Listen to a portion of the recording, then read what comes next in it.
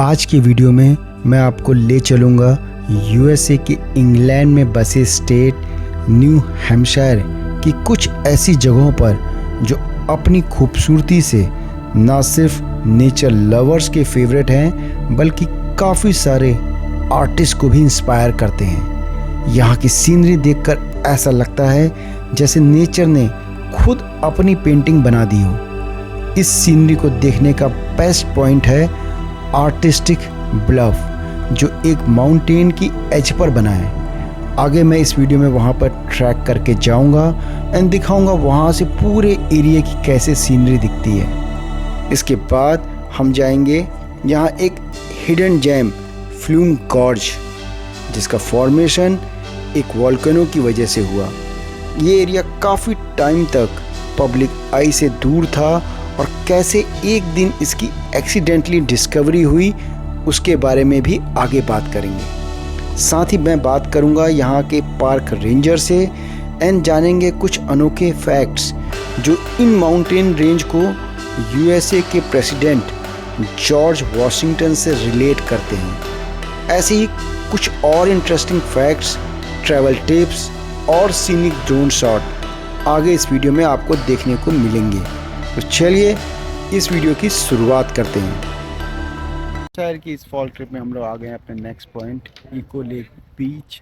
Basically इसके पीछे एक लेक है जिसका नाम है इको नाम इसलिए पड़ा हुआ है बिकॉज अगर साउंड की वहाँ पे कुछ भी चिल्लाओगे तो वो इको करती है, साउंड वहाँ पे इको करती है। यहाँ पे बीच है and then the good part is कि वहाँ पे बोट को रेंट भी कर सकते हैं। तो अब इसके नीचे जाते हैं and then I will show you कि इसके नीचे कैसा व्यू है। ये पीछे जो एरिया दिख रहा है ये है बीच। यहाँ पे बैठ करके सन बात कर सकते हैं। इनफैक्ट बोट रेंटल भी है पीछे, यहाँ से रेंट ले सकते हैं बोट और ले करके लेक में जा सकते हैं। जैसा कि मैंने अपने पोकोनस माउंटेन के वीडियो में बताया था कि यूएस में कोई वेंडर नहीं होता जो कि आपको बोट लेकर के जाएगा, खुद ही बोट को ड्राइव करना होता है। They will give you a life jacket, but थोड़ी बहुत स्विमिंग आनी ज़रूरी है बिकॉज अगर बीच में कुछ हो गया तो यहाँ पे कोई भी बचाने के लिए नहीं है, तो कोई लाइफ गार्ड नहीं है यहाँ पे। तो you are on your own, तो बहुत केयरफुल होना पड़ता है। अगर मैं यहाँ पे सीनरी की बात करूँ तो ये पूरा एरिया कलरफुल ट्रीज से सराउंडेड है। You can see yellow, red and थोड़े थोड़े ग्रीन टंच भी हैं। बट अगर ड्रोन शॉट दिखाऊं तो देन यू विल सी कि ये कितना ज़्यादा सीनिक एरिया है। So let's have a look of this area from drone.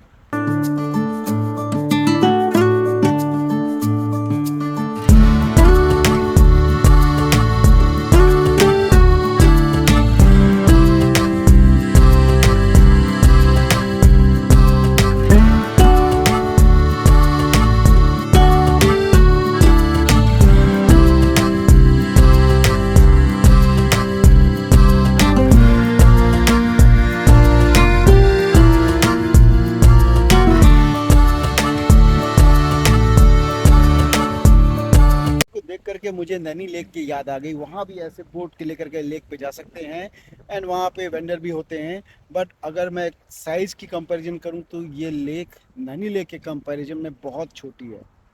अब हम इस लेक के अपोजिट साइड में एक और पॉइंट है। ये जो पूरे ट्रीज दिख रहे हैं इसके पीछे एक माउंटेन है, उसके ऊपर जाएंगे जहाँ से पूरे एरिया का व्यू दिखता है। That point is called artistic bluff. So वहाँ जाते हैं, वहाँ से देखते हैं कि पूरा एरिया कैसा दिख रहा है। अच्छा, हम लोग इको लेक पॉइंट पे थे, वहाँ से निकल करके मैं आ गया हूँ रोड क्रॉस करके अपने next destination artistic bluff trail. Basically ये छोटी सी ट्रेल है, 0.5 माइल यहाँ से ऊपर जाएगी ये एंड पूरी पहाड़ के टॉप पे जाएगी जहाँ से ये पूरा जो एरिया है उसका व्यू दिखेगा। तो जाते हैं वहाँ पे एंड आई एम श्योर कि बहुत अमेजिंग व्यू होने वाला है। हम लोग फाइनली अपने आधे घंटे की हाइक करके अपने डेस्टिनेशन आ गए हैं। Now let me show you कि कैसा फर्स्ट व्यू दिखता है। So let's go. यहाँ से जाएंगे, पूरा लेक, पूरा कलरफुल जो एरिया दिख रहा था वो पूरा यहाँ से दिखेगा। करते हैं। इससे मैं आ गया हूँ आर्टिस्टिक पॉइंट के बिल्कुल टॉप पे। पीछे यू कैन सी ये जो लेक है इसको बोलते हैं इको लेक।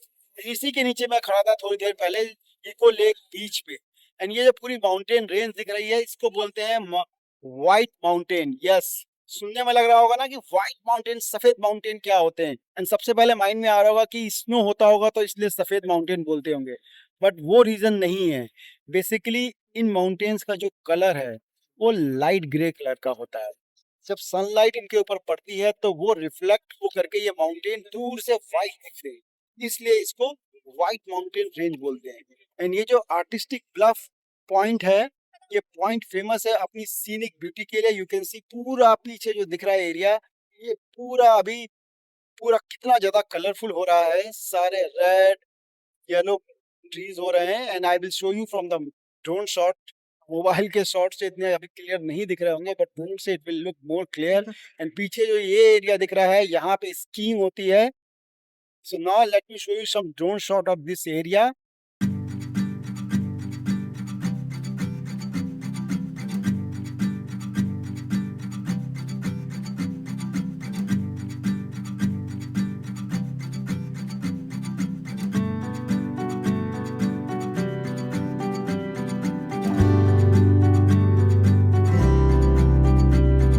छोटी छोटी राहें मिलके कहीं दूर दूर मंजिल पर जाएगी। कभी छाँव छाँव कहीं धूप सताएगी। लंबी लंबी दूरी भी यूं ही चलते चलते कम होती जाएगी।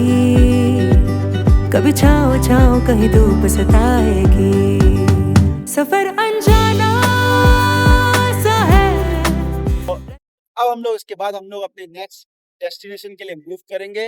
यहाँ से करीब 15 मिनट की डिस्टेंस पे है फ्लूम गॉर्ज, जो कि आइस एज के टाइम का है। तो let's go there and I will show you कि वो एरिया और उसके आसपास की क्या इंटरेस्टिंग स्टोरीज है। और डेस्टिनेशन आ गए हैं। इस डेस्टिनेशन का नाम है फ्लूम गॉर्ज ट्रेल। पूरी ट्रेल करीब 3 किलोमीटर लंबी है। एंड ये जो एरिया है, ये पूरा एरिया आइस एज के टाइम पे यहाँ पे सब जगह ग्लेशियर था। एंड यू कैन सी मेरे पीछे ये बड़ा सा पत्थर दिख रहा है। ऐसे यहाँ पे कई सारे पत्थर हैं। अगर मैं दिखाऊं तो इस साइड पे भी एक पत्थर है, एंड देन ये इधर दिखाऊं तो इधर भी एक पत्थर है। इस ट्रेल के स्टार्टिंग में भी एक बहुत बड़ा सा पत्थर था जो करीब 300 टन का है। तो बेसिकली ये पूरा जो एरिया था ग्लेशियर से भरा हुआ था आइस एज के टाइम पे। जब ग्लेशियर मेल्ट हुए तो ये पत्थर नीचे आए। जगह जगह ये ऐसे ये पत्थर पूरे बिखरे हुए हैं। एक बहुत ही इम्पोर्टेंट रॉक है यहाँ पे जो कि वाटर में है, उसके बारे में मैं आगे बताऊँगा। बट अगर इस पूरी ट्रेल में एंट्री फ़ीस की बात करूँ तो इसकी करीब एंट्री फ़ीस है $21 फॉर एडल्ट्स। काफ़ी अच्छी ट्रेल है, जैसा कि वहाँ पे विजिटर सेंटर में बताया। तो आगे मूव करते हैं, देखते हैं कि इस ट्रेल में क्या क्या चीज़ें देखने की हैं।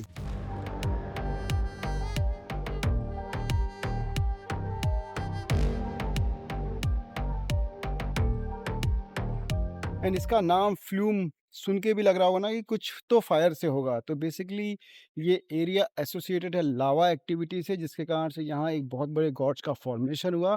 उसको मैं आपको आगे दिखाऊंगा। But flume is associated with the fire जिसने कि इस एरिया को फॉर्म किया। मेरे पीछे ये एरिया दिख रहा है, यही है यहाँ का मेन गॉर्ज एरिया। इसी को बोलते हैं फ्लूम गॉर्ज। बेसिकली हजारों साल पहले, मिलियंस ऑफ ईयर बैक, ये पूरा एक माउंटेन था। एंड देन आइस एज के टाइम पे, उसके बाद जब ग्लेशियर मेल्ट हुए, यहाँ पे वोल्केनो आया एंड लावा इस माउंटेन के ऊपर से गया, जिसने कि माउंटेन में क्रैक किया एंड बीच में ये गॉर्ज बन गया।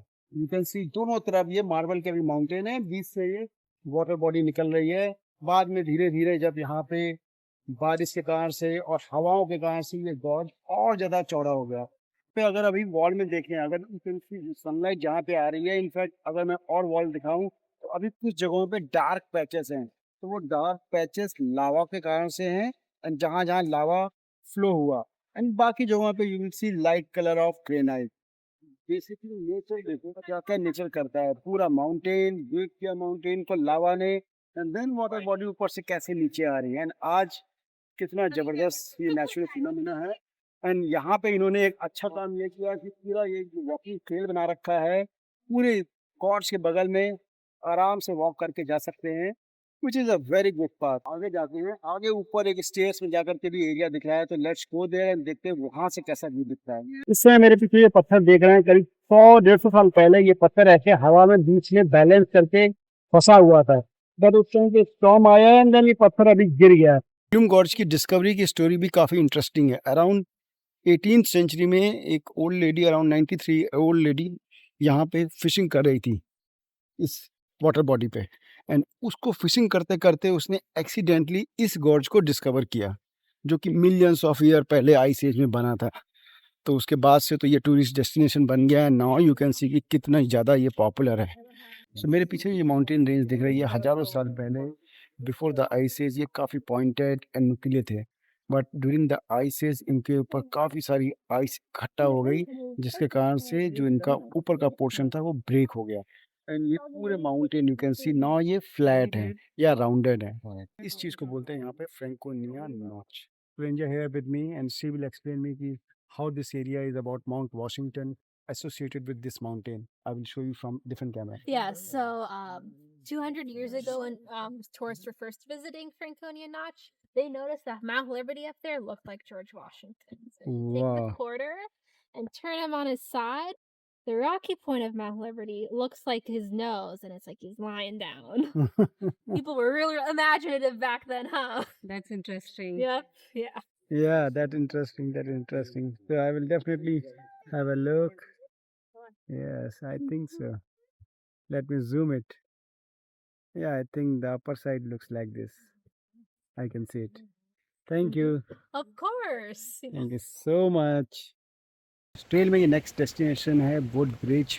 ये पूरे न्यू हैम्पशायर में ऐसे रिवर के ऊपर ओल्ड टाइम में करीब 18th सेंचुरी में ऐसे ब्रिजेस बने होते थे। यू कैन सी पीछे फ़ोटोशूट चल रहा है, तो ये काफ़ी फेमस है। इस समय फ़ोटोशूट के लिए इसको यूज़ नहीं करते हैं और ये ब्लॉक कर रखा है, बट पहले जब यहाँ से लोग सिरप बना के ले आते थे या फिर वुड कट करके ले आते थे, तब ये इसका बहुत एक्सटेंसिव यूज़ होता था। एंड अगर मैं दिखाऊँ तो इसके जस्ट बगल में मैपल शुगर ट्री है। ये tree you can see, late me show you maple leaf. So this is the maple leaf from this maple sugar tree. पीछे ऊपर यू कैन सी इसके ऊपर से ये लीफ नीचे गिरी है। बट इस ट्री की खासियत ये है कि इसमें यहाँ पे सिरप कलेक्टर लोग इसमें एक होल करके यहाँ पे कंटेनर लगा देते हैं, जिसमें कि इससे सिरप कलेक्ट होता है और उसी को बोलते हैं मैपल सिरप। काफ़ी पॉपुलर है इस एरिया में।